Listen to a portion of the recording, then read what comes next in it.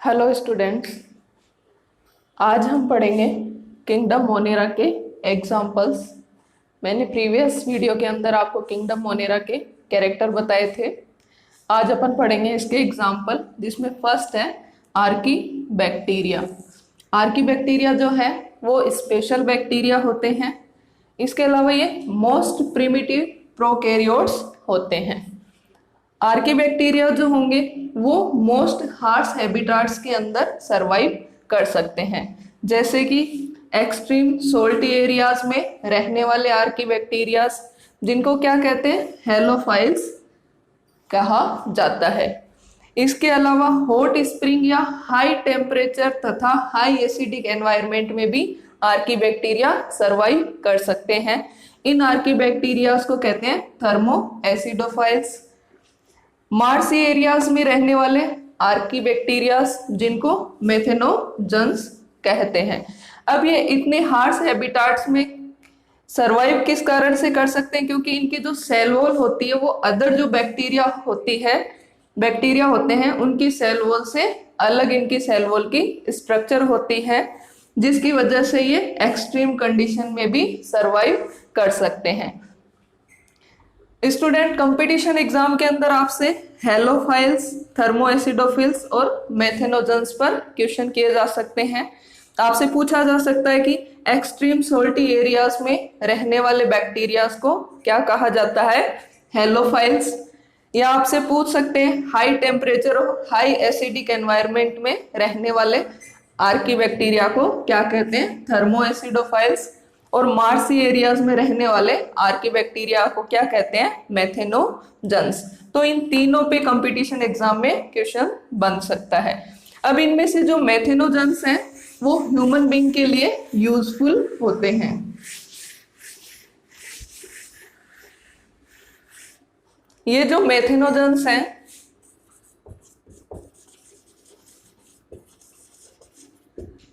ये क्या करते हैं? फॉर्मिक एसिड और CO2 को किस में चेंज कर देते हैं? मेथेन के अंदर चेंज कर देते हैं। तो ये जो मेथेन बनती है, इस प्रोसेस का यूज किस में किया जाता है? जो भी गोबर गैस प्लांट्स हैं उनके अंदर इन मेथेनोजन्स का उपयोग किया जाता है। और इन मेथेनोजन्स के द्वारा गोबर गैस प्लांट्स हैं उनके, इसके अलावा जो मेथेनोजन्स होते हैं वो रूमिनेंट्स होते हैं, उनके स्टमक के अंदर प्रेजेंट होते हैं।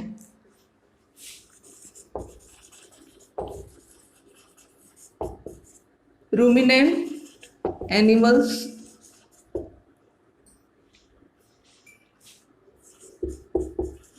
या रोमेंथक जंतु, जो प्राणी जैसे जुगाली करने वाले जो भी एनिमल हैं उनको अपन क्या कहेंगे? रूमिनेंट या रोमेंथक एनिमल्स। ये क्या करते हैं? जो भी ये फूड ग्रहण करते हैं वो स्टमक में जाने के बाद में वहां से उसको वापस चबाने के लिए अपने मुंह में लेके आते हैं। तो ऐसे एनिमल्स क्या है? रूमिनेंट एनिमल्स या जुगाली करने वाले पशु।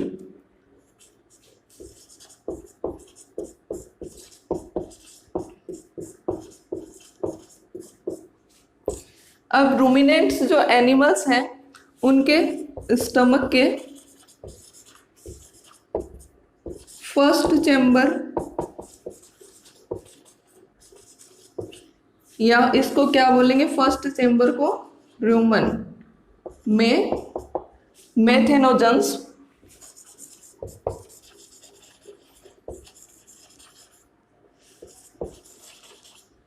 सिम्बायोट्स के रूप में पाए जाते हैं। तो रूमिनेंट जो एनिमल है उनके फर्स्ट चेंबर को क्या कहेंगे? रूमन, जिसके अंदर मेथेनोजन सिम्बायोट के रूप में प्रेजेंट रहते हैं। ये मेथेनोजन क्या करते हैं? सेलुलोज का डाइजेशन करने में हेल्पफुल होते हैं। इसके अलावा अपन रूमिनेंट एनिमल्स के पूरे स्टमक की डायग्राम देखें तो इसके स्टमक के अंदर 4 चेम्बर होते हैं।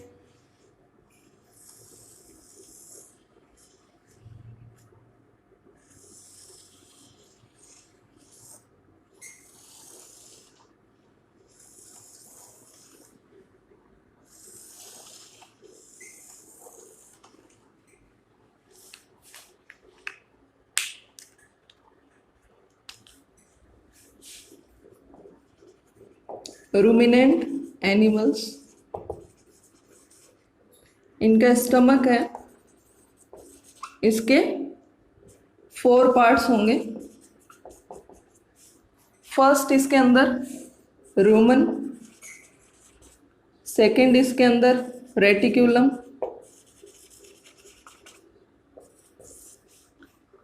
थर्ड है इसके अंदर ओमेसम, फोर्थ एबोमेसम। ये 4 पार्ट होते हैं रूमिनेंट के स्टमक के। अब इसमें से यहाँ पे ईसोफेगस और ये जो पूरा पोर्शन है ये क्या है, इसके स्टमक का पोर्शन, जिसमें से फर्स्ट चेम्बर रूमन, ये इसका सेकंड चेम्बर, ये थर्ड चेम्बर और ये इसका फोर्थ चेम्बर। आगे इनमें इंटेस्टाइन।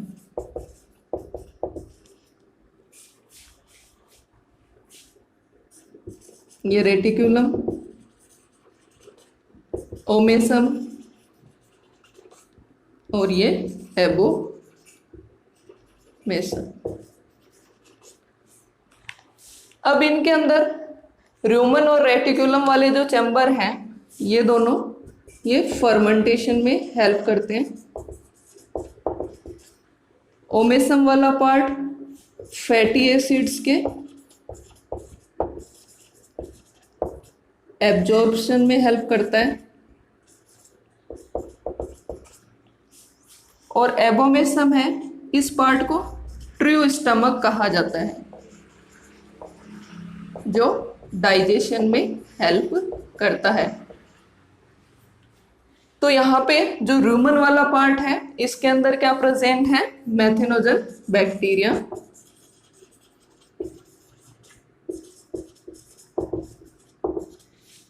ये मेथेनोजन बैक्टीरिया है, सिम्बायोट के रूप में इस रूमन वाले पार्ट में रहते हैं और यहाँ पे सेलुलोज के फर्मेंटेशन में हेल्प करते हैं। तो रूमन और रेटिकुलम दोनों फर्मेंटेशन का काम करेंगे। ओमेसम है, ये फैटी एसिड के एब्जॉर्प्शन का काम करता है और एबोमेसम है, इसको ही ट्रू स्टमक कहा जाता है जो डाइजेशन, एक्चुअल जो डाइजेशन की प्रोसेस होती है वो एबोमेसम के अंदर होती है। अब यहाँ पे आपको क्वेश्चन किया जा सकता है रूमन से रिलेटेड और एबोमेसम से रिलेटेड।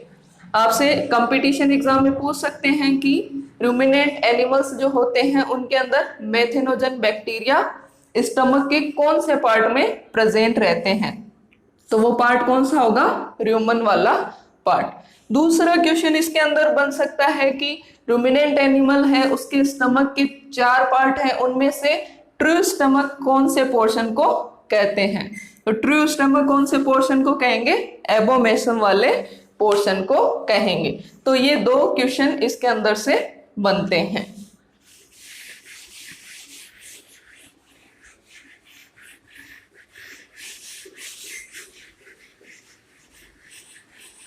नेक्स्ट इसके अंदर है सेकंड यू बैक्टीरिया।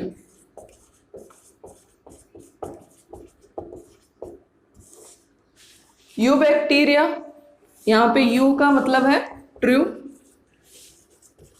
ये होते हैं ट्रू बैक्टीरिया। इनके अंदर रिजिड सेल वॉल प्रेजेंट होती है और जो भी मोटाइल बैक्टीरिया प्रेजेंट होंगे उनके अंदर फ्लैजिलम प्रेजेंट रहेगा। मैंने आपको बताया था इसके कैरेक्टर के अंदर किंगडम मोनेरा प्रोकैरियोट्स एनिमल आते हैं, सारे के सारे आप प्रोकैरियोट्स ऑर्गेनिज्म आते हैं, तो उनके अंदर जो फ्लैजिला प्रेजेंट रहेगा उसके अंदर क्या रहता है, 9+2 का अरेंजमेंट अब्सेंट रहता है।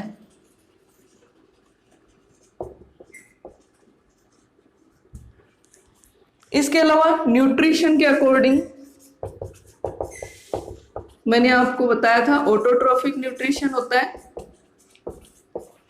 और हेट्रोट्रोफिक न्यूट्रिशन इनके अंदर प्रेजेंट रहता है। ऑटोट्रोफिक जो न्यूट्रिशन है उसके दो टाइप बताए थे मैंने, फोटोसिंथेटिक और कीमोसिंथेटिक।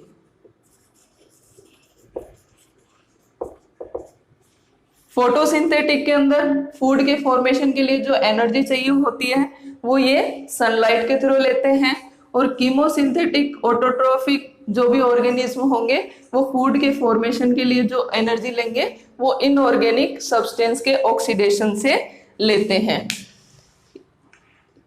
यू बैक्टीरिया जो है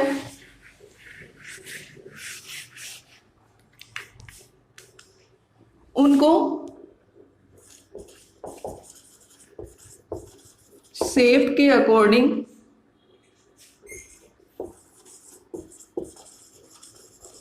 चार कैटेगरीज में डिवाइड किया गया है।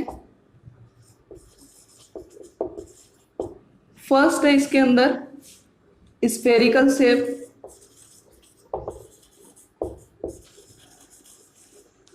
सेकंड है इसके अंदर रोड शेप, थर्ड है इसके अंदर कोमा शेप, फोर्थ है इसके अंदर स्पाइरल शेप।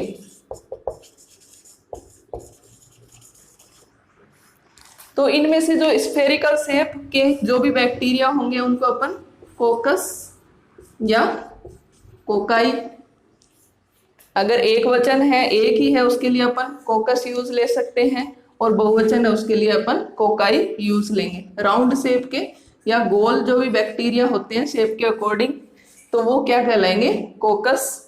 रोड शेप के बेसिलस या बेसिलाई, छड़नुमा जो भी बैक्टीरिया होते हैं। कोमा शेप के विब्रियम या विब्रियो, ये सी शेप वाले।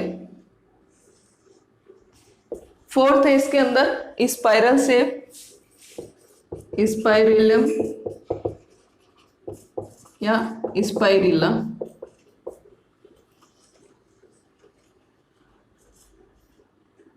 इस तरह की शेप वाले स्पाइरल शेप वाले स्पाइरिलम या स्पाइरल बैक्टीरिया कहलाते हैं। ये चार कैटेगरीज डिवाइड की गई हैं, किसके according, on the basis of shape के अकॉर्डिंग। अब इसके अंदर अपन पढ़ेंगे साइनोबैक्टीरिया।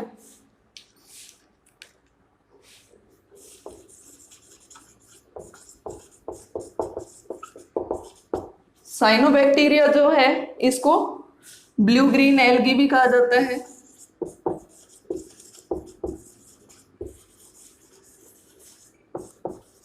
ब्लू ग्रीन एल्गी या BGA। साइनोबैक्टीरिया जो है यूनिसेलुलर होते हैं, कॉलोनियल होते हैं, फिलामेंटस होते हैं, फिलामेंटस एल्गी होती हैं, फ्रेश वाटर, मैराइन एनवायरमेंट या टेरेस्ट्रियल एनवायरमेंट में प्रेजेंट रहती हैं। ये फोटोसिंथेटिक ऑटोट्रोफ्स होते हैं। इनके अंदर जो क्लोरोफिल ए प्रेजेंट होता है वो प्लांट के समान होता है।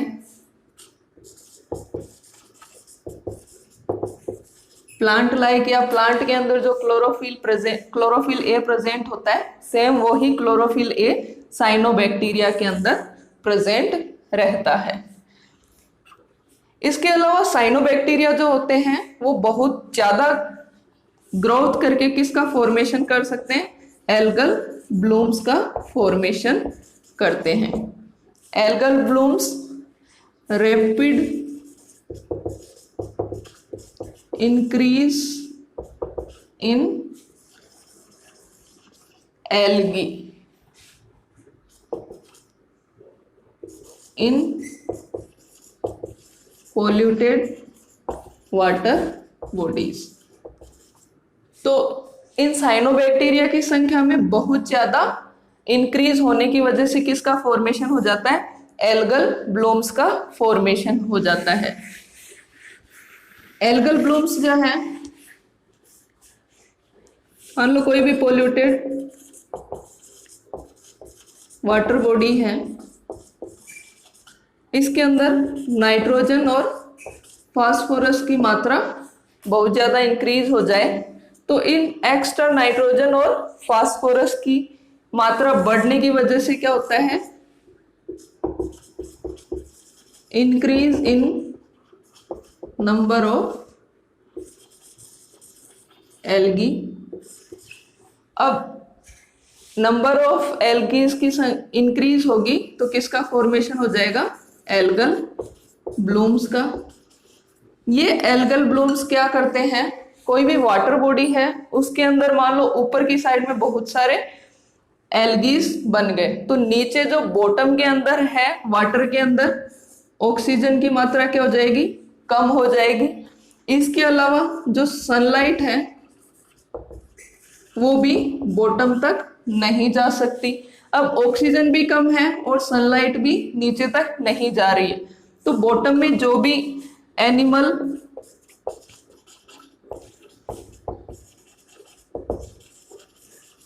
और प्लांट्स स्पीसीज होंगी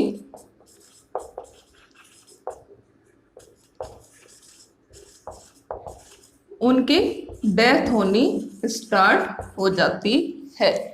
क्यों? क्योंकि बॉटम के अंदर ऑक्सीजन नहीं है, सनलाइट नहीं है, तो नीचे जो भी एनिमल प्लांट स्पीसीज है उनको प्रॉपर ऑक्सीजन की सप्लाई नहीं होगी, सनलाइट की सप्लाई नहीं होगी, उसकी वजह से बॉटम के अंदर इनकी डेथ होनी स्टार्ट हो जाती है। तो आपसे पूछा जा सकता है कि पोल्यूटेड वाटर बॉडीज में किसकी मात्रा अधिक होने की वजह से एल्गी की संख्या या साइनोबैक्टीरिया की संख्या इंक्रीज होती है, तो नाइट्रोजन और फास्फोरस की संख्या इंक्रीज होने की वजह से। और इनकी संख्या इंक्रीज होगी एल्गी की और एल्गल ब्लूम्स का फॉर्मेशन होगा, तो उसका इफेक्ट क्या होगा, बॉटम में जो वाटर है उसके अंदर ऑक्सीजन और सनलाइट प्रॉपर नहीं रहेगी। अब ऑक्सीजन और सनलाइट प्रॉपर नहीं रहती है तो उसकी वजह से बॉटम में जो भी एनिमल और प्लांट स्पीसीज होते हैं उनकी डेथ होना स्टार्ट हो जाता है। इसके अलावा कुछ साइनोबैक्टीरिया है वो नाइट्रोजन फिक्सेशन का कार्य भी करते हैं।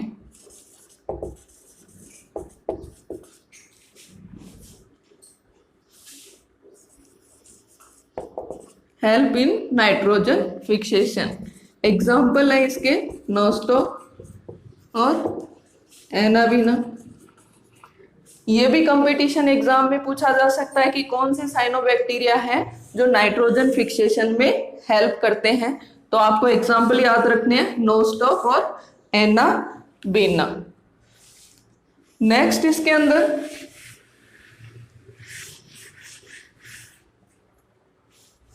कीमोसिंथेटिक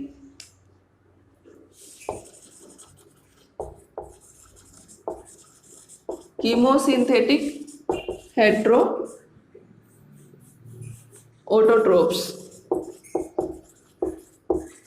इसका एग्जाम्पल आप याद रखो, purple sulphur bacteria,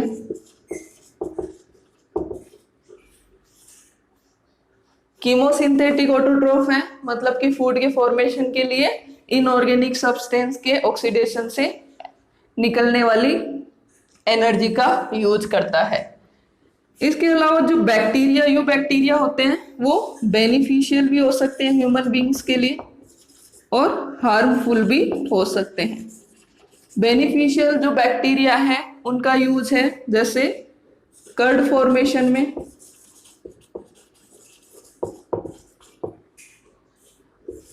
production of antibiotics, nitrogen fixation में भी हेल्पफुल होते हैं, एक्सेट्रा। और हार्मफुल कैसे हो सकते हैं? डिजीज कॉज करते हैं,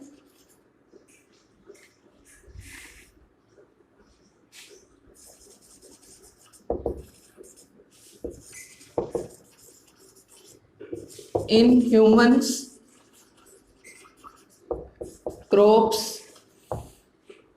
पेट्स एक्सेट्रा। इनके अंदर डिजीज कॉज कर सकते हैं बैक्टीरिया जैसे cholera, typhoid, citrus canker etcetera. ये सारी डिजीज बैक्टीरिया कॉज कर सकते हैं। नेक्स्ट इसके अंदर है यू बैक्टीरिया के बाद में माइकोप्लाज्मा।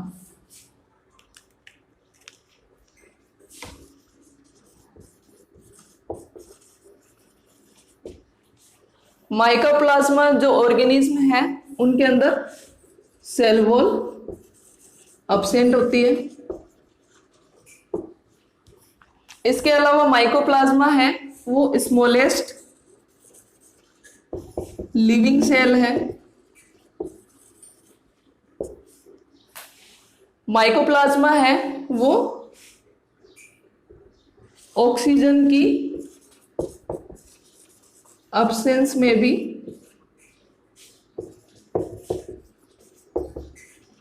सरवाइव कर सकते हैं।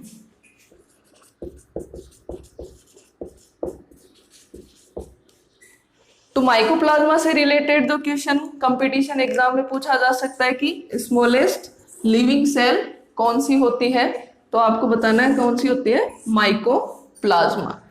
तो ये सारे के सारे एग्जाम्पल थे किंगडम मोनेरा के। स्टूडेंट्स, आपको मेरा वीडियो कैसा लगा कमेंट जरूर करें। और जो भी अपन 5 किंगडम स्कीम पढ़ रहे हैं ये बायोलॉजी से रिलेटेड जो भी कंपटीशन एग्जाम होती हैं उनमें आपको हेल्प करेगा।